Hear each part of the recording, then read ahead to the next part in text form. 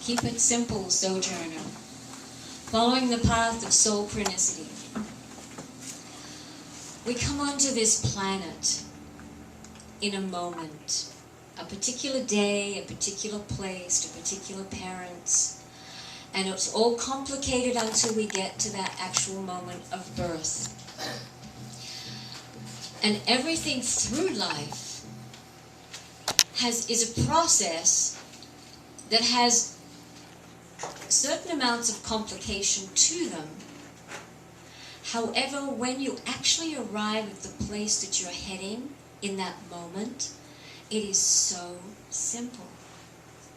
Look back at your life and the things that just were right in the moment.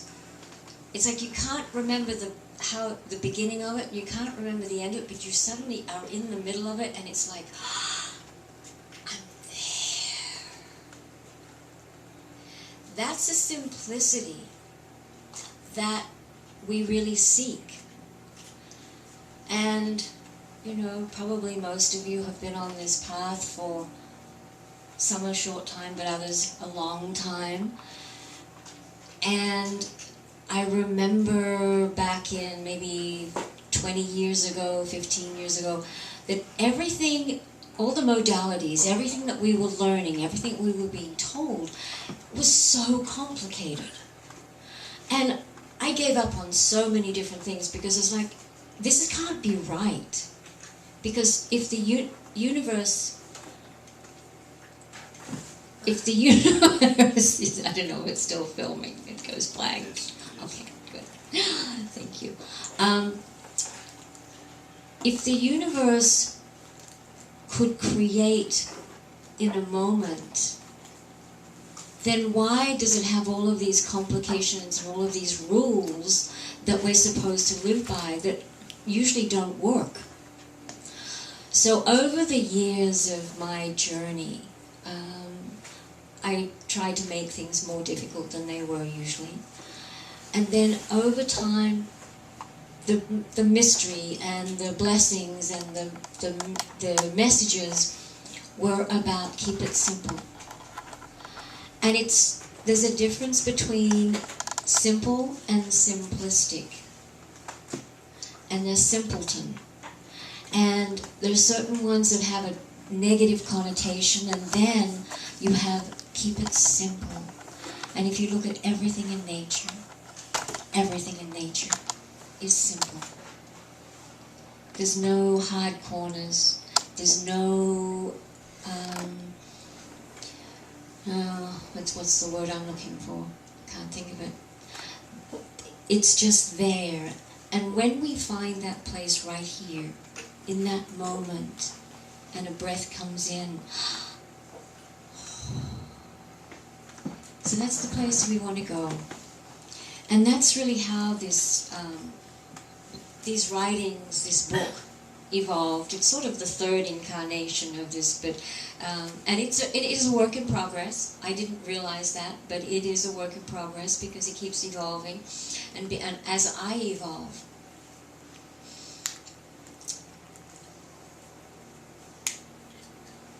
This creation right here, the Labyrinth. This is the last of my art that has come forth, and it is a compilation of 3 of the different paintings that I have done. It's part of this one up here, which is a heart mandala. It has to do with unity of life, it has to do with the sacred language, and it has to do with what is above and below. And this all came out of it. And it is titled, it titled itself, which all my labyrinths do,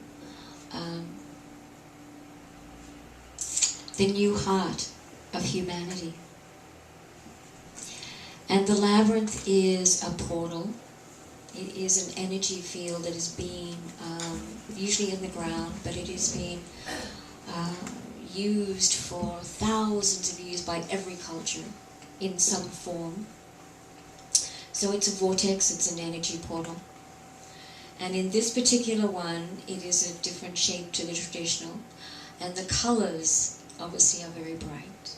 But the colors represent the 7 main chakras of the body.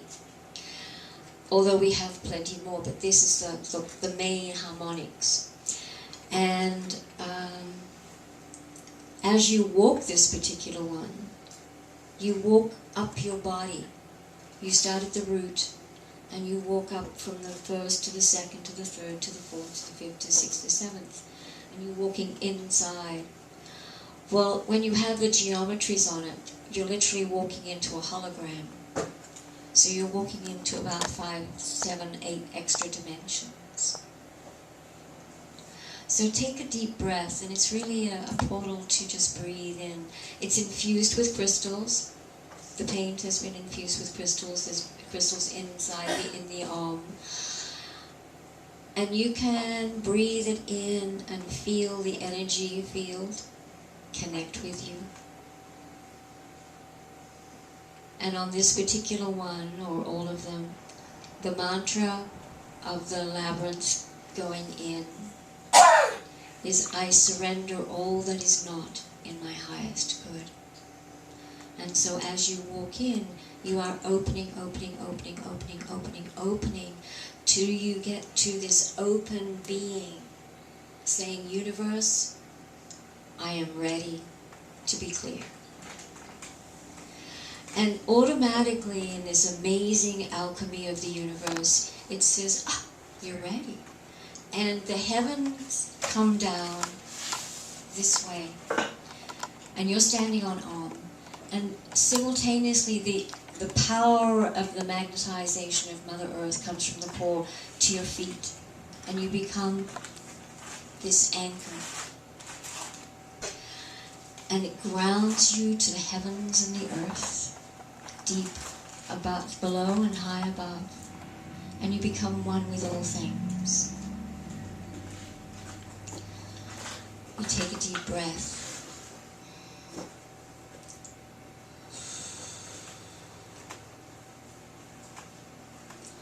And just looking at it as you walk out, the mantra is, I claim and integrate the wholeness of the new potential within and without. For when you stand in that center and anchor that light and Mother Earth and Father Sky and all of the universe, you become like a clean glass. And so it's in that clean glass the potential lies. You can put anything into a clean glass, and then you can tip it out and start again, wash it and start again. So think of yourself as that clean glass, and the potential is everything that you want to put into it, no matter what it is. And you keep it simple.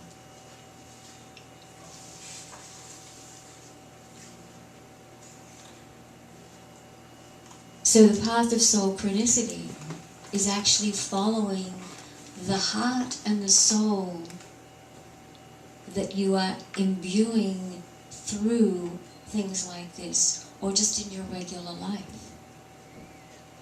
We have the part of us that is the logical part and the manufactured, materialistic part that we have been programmed to become. And then there's the part that we have inside, that soul and heart messages that our societies for so many thousands of years have said, do not feel, do not listen to the intuition, do not trust your heart. Well, particularly for the simple reason is that your heart and your soul and your intuition are the truth of who you really are, not the ones that you want to be manufactured into being.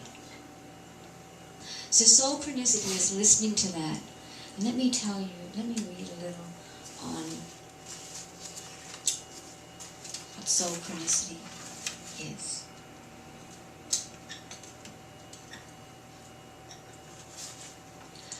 Soulchronicity is life expressed through the effortless flow of events when soul and heart are in full command of the human experience, with trust and surrender the only requests. thus giving way for synchronicity to manifest in the flow of events and movements between yourself and others, making life seem a magical manifestation. Soulchronicity demand is give up what you know to be safe, secure, acceptable, and trust the inner movement ahead. So think of the times in your life when things have been right. Can you really remember how it happened? Or did it just appear? It just was there. I remember, over the years of doing energy work with people, in the beginning, a story that perhaps I will share about being given as a gift. In Denver, corporate Denver, when I first came back from Australia with 2 suitcases and a laptop computer. And the message was, now we'll show you what your work is about. And I went looking for a job one day. And it was snowing, it was a Friday afternoon, and I was upset because I'd been to 3 employment agencies, and this was the 4th, and I was like, I'm tired. And so I, did the usual rigmarole with the resumes, and this woman calls me in and says, come here. And she said, sit down. And I didn't know she was the owner. And she was very professional, and it was obvious that she worked with high-end individuals and areas of corporate Denver. And she was reading my resume, and I'm a little bit of a rebel, if one could say so, and I put things in resumes that normal people would not put in, and so my interests and whatever else, because this is who I am. And she's reading this, and she says, this is really interesting, and I'm looking at her going, she's pointing down the bottom, and I go, oh my gosh. And she looked at me and she said, I can get you a job if you really want one, but I don't believe that that's what you're supposed to do. And here's me, I've come back from Australia with virtually nothing, and I'm going, and I've got to pay bills and all the rest of it, how am I going to live? I'm living in a hotel at this point. And she says, I think you're supposed to be doing this. And I went, oh. So she said, tell me about it. So I did these little 20-minute stress release sessions at that point in time. And there were obviously a whole lot more than that. However, that's what I called them. And she says, I'd like one. Do you have time? Yeah. And so I sat her in, I got my bag and I sat her in her office chair. And the process that was given to me was this little process of a particular book by Alex Gray, with his amazing photographs of the body, aromatherapy, music, a particular music that I had headphones for them. I did breath work and I did touch, all simultaneously. And I sat them in their chair and I put the headphones on and I said, well, I don't even want to know your name. I don't want to know anything about you. And I sat her down and I put my hands on her shoulders and took my deep breath.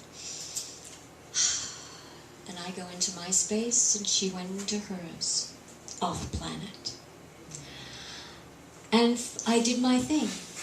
And I would get these feelings, these energies that came in and messages, and in the moment I was like, okay, I just put them back here. And so, it was like 20 minutes, and Spirit works in 20 minutes. It's amazing. And even today, and comes in, and she's back and present, and we, take a few deep breaths, and it's like, and how, wow, oh my. I was like, really? So she shared a little bit of what happened, and then I shared some of the messages that I got, and it's like, wow. And she said, I'd like to give you as a gift to my 2 employees. I'm just like, are you serious? Do you have time? It's like, yeah. And so she went and said, I'm going to give you as a gift to Ophelia. And of course they had no clue of who I was and what I was doing. And, you know, one turned out to be pretty good, and the other one was, like, really stressful, because this poor woman was forced into something that she had no idea about and did not want. But it was a really good experience for me, anyway. And at the end of all of this, Judy gives me a check, and she gives me another piece of paper with another check. And she says, I want to give you as a gift to two people who own businesses, CEO and a psychologist, life coach in Denver, and we give you as a gift. And this was the beginning of my work. The Soulchronicity that I could have turned around in that parking lot and walked away. I could have said, no, I don't have time. I could have done a lot of things, but I followed the insanity of being told by an employment agency, I don't want to give you a job because you're not supposed to do that. And so that was really one of the biggest lessons that I had, that you just turn up and you follow and allow things to unfold, because people who come to you, they have part of your clue. And if we try and control it, we lose. And so that has been the play for so many times in my life.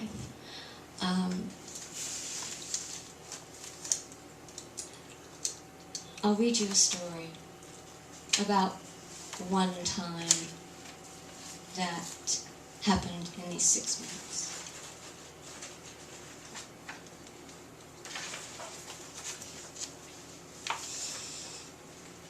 Sarah was apprehensive at first. She sat on a stool in the vacant office. After explaining a few details of what to expect, I told her that Spirit was really in charge. As soon as I put my hands on her shoulders and said the blessing of protection and guidance, I felt the presence. It reminded me of a kind of robust Italian grandfather. Then another presence came through with a very strange feeling. Standing behind Sarah, in quietness before actually doing anything, a gentle yet strong presence stepped into me, not a possession, and had a message to pass on. I felt as though I was being stretched upwards, getting taller and stronger. It was extremely weird. As the sensation passed, the work with Sarah began. A session was made up of using sound, colors, aromatherapy, touch, and breath simultaneously. What usually amazed me was the profound power and the work of that Spirit only took about 20 minutes. Usually anything longer was fluff and comfort time. The specific work for Sarah was complete and the energy presence pulled away and dissipated. Sarah came back into awareness, calm, lighter, and somewhat dazed, which was not unusual. After a few minutes, I asked her experience. She shared varying colors and visions and feelings. Then she asked me what I had received. Responding, I continued to explain how the two energies were present. She knew and could identify the grandfather image and felt okay.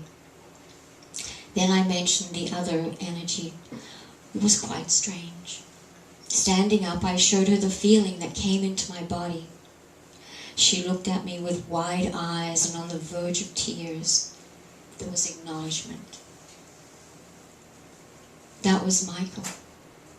I waited for more. He was my brother, and he died 5 years earlier. Michael was 6'7" tall. That was exactly the feeling I had of him coming into me. She waited a moment longer and then said, "You are the only person who has ever physically shown me of his presence. Although I've always known that he was around, I wish my mother could have been here so she would know that also." I was stunned. Blessed Michael.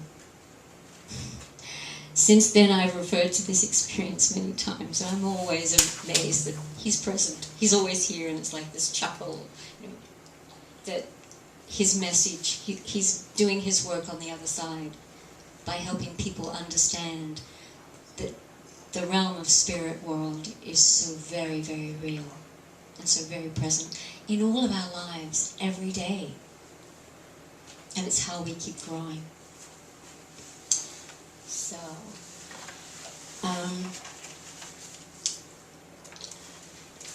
this book is really it's about empowerment. You know, how we empower ourselves, and we all get lost. No matter who we are, we all get lost from time to time when there's a personal struggle, and we fall out of that. And so this has come out of obviously many of my journeys and my pains and sufferings and my joys and wisdoms and everything else. But coming to Mount Shasta was like a massive epiphany.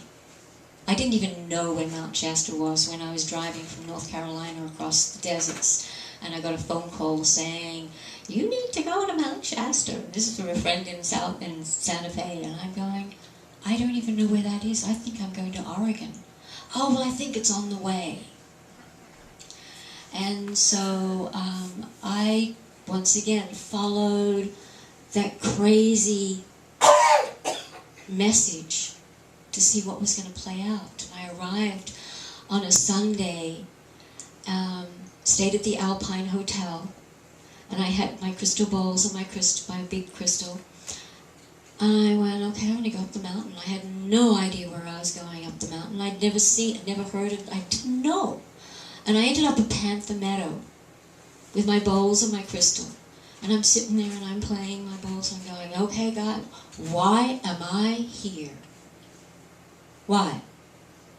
And at that point, I'd been on the road in my little car with all I have for 7 years, going where I was told to go for the reasons I was told, and even though I never knew why. And this was this learning experience of surrendering and fighting it, and then surrendering and fighting it and coming back. And so I got here, and she told me to go and see this woman who just bought a house in, outside here. So I called her. I said, "Oh, yeah, okay, fine, I called her and said, "Oh, I'm a friend of Morgan's." "Oh, really? Okay, we'll come over." So I went over, and that was on the Monday. I went over, and she showed me her big house, and she takes me up into the attic. And it was a big, long attic, and it was, hadn't been finished properly, and there was scrappy sheetrock and all the rest of it. And she's telling me that, her vision about having workshops and, building it up and blah, blah, blah. And she said, "Oh, one day when I have the money, I'll finish it." I'm looking at it and I go, "Oh, I can do that." And she looked at me like, "What?" I said, "I can do the sheetrock." And she looks at me like, "What do you mean you can do the sheetrock?" I said, "Well, I'm sort of pretty much a professional sheetrock finisher." And it's like, okay, that's your rent. So I finished that. But the synchronicity of it is that when I left North Carolina, I had just helped another friend for 9 months renovate a 3-story late 1800 building on Main Street to be a healing center. And I physically learned how to sheetrock 10'7" ceilings, drops, and virtually none of them were square walls. They were all rounded and everything else. So, and that was where I learned. North Carolina, in this little tiny town about the size of Mount Shasta, in the it is not the progressive spiritual community that here is. Yet, when the plumbers, the electricians, the whoever came in and were doing their work, and often somebody went and hurt themselves or fell off, did something. There was always something happening. And here's Leslie and I in our boots and paint and dungarees and everything else. Leslie would say, oh, go and see Ophelia. It's like, why? Go and see Ophelia, she'll help you out. And so I would have these hillbilly electricians or really country folk that would thought we were absolutely insane sit in front of me, and I would work with them and do my energy work. And amazing stories and amazing healing would come out. It's like, oh, that's what you're doing here. Right? That's what we're doing here. But it happened because I met them where they were. But I never planned to ever do a reconstruction on a renovation on a building. I never planned to do any of these things. I didn't plan. It's something else that's talking to us inside. So Mount Shasta has been this amazing creative force that has opened for me. And I ended up on the mountain, 7,000 feet, for a couple of days, I thought, and 7 weeks later I was still up there. But in that 7 weeks, some of the stories and the writings and the feelings that I'd had were starting to surface. So I'd start writing. And the message that I got from Spirit basically was in all of this, that in my tiny tent, in this little table that I had, I would put my computer out up there with make sure it was charged up. And I would start writing on this table. And I ended up writing a 2-hour theatre production on money, power, sex, and death. And it's like, are you crazy? I mean, these are the 4 most powerful topics on the planet. And you want me to write something about this? It's like, yeah. And so what it was turning things around. I like to take one thing and turn it around, to see another view of it. And so it was about seeing money, power, sex, and death from another perspective. And when we look at money, this is what was given to me, to use it as an anagram. M-O-N-E-Y. Material obligations or obsessions neutralize evolving yourself. Yeah, you got it. And it doesn't mean that you can't have everything. It doesn't mean that you can't have the $1 million. What it means is that don't let it control you. Don't become possessed by it. Because you stop evolving with it. And then it doesn't benefit anyone. So when you can evolve through it and with it and alongside it, it becomes more powerful as well as you becoming more powerful. And so that the money, whatever that money might be, has more power to be used. Power. The potential of wonder engaging regalness. P-O-W-E-R. Can you repeat? The potential of wonder engaging regalness. And if you remember, if you go and think back into a time in your life, and often it's like, getting your high school diploma, getting married, college degrees, something, but you achieving something that is very personal. And when you achieve that, it's in that moment that there is a power and a regalness that emanates out from inside of you. That is what true power is. It's not the dictatorship, it's not the greed, it's not the grabbing and all of that.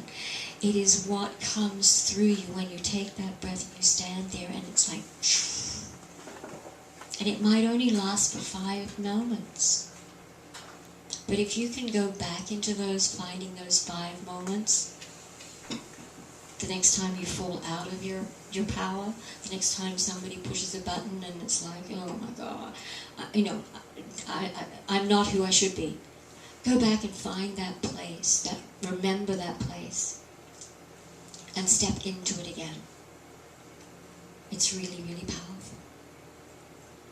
It's also true of countries, of towns, of anything. It's not just our personal. And we are, and have been in the last umpteen years, in the people learning to have their power. Learning to step into the power of change. The Egyptians, when they went into the demonstrations several years ago. When you have other countries, when you have other populations actually standing up for something they believe in for a period of time, they're stepping into a power, and it's emanating from inside of one person, going out to the next, to the next, to the next, and it's this continual ripple. And with that continual ripple, the world changes. And if we can hold those visions, we can keep on overriding the darkness that seems to be more prevalent, which is not. Sex. Everybody goes, ding, sex. Sex is about senses engaging ecstasy. And that's really what it is. It's the senses that are activated with the right person, with the right part of nature, with whatever that is. It builds and it opens and it touches every cell and molecule in your body. It's that the senses heighten and they engage in an ecstasy. And it's not an act, it is a feeling and it's a beingness that happens through you and from you and within you. And then the last one was death. And goes, no, that's like, wow, it's one of those forbidden topics because it is something that is so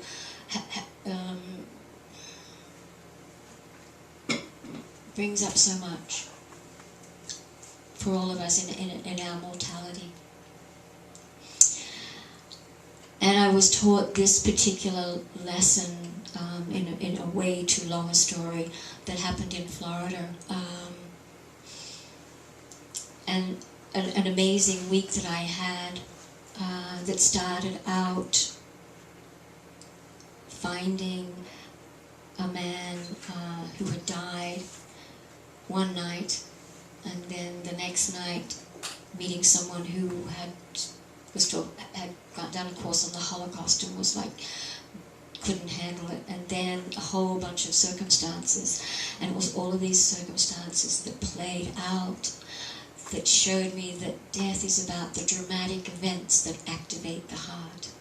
D-E-A-T-H. And it can be a physical, it can be an emotional, it can be the end of a job, it can be the end of a thought, an idea. But it's a dramatic event changes something. And it activates, when it comes from that place, it activates the heart. And when it activates the heart, that is when the truth and our true feelings, our true depths, our true understanding of what all of the pieces that played out, whether good, bad, or indifferent, are part of it. And so, to be empowered is to have the power to know the highs and the lows of yourself. Is to know how you evolve through having and not having, and what you really require and what you don't, and what is luxury, And hey, we all deserve luxury. We all deserve things in all fashions. But in many countries, their smile, their spirit, their power is in having nothing. And that's where I've learned a lot about the spirit of having and not having.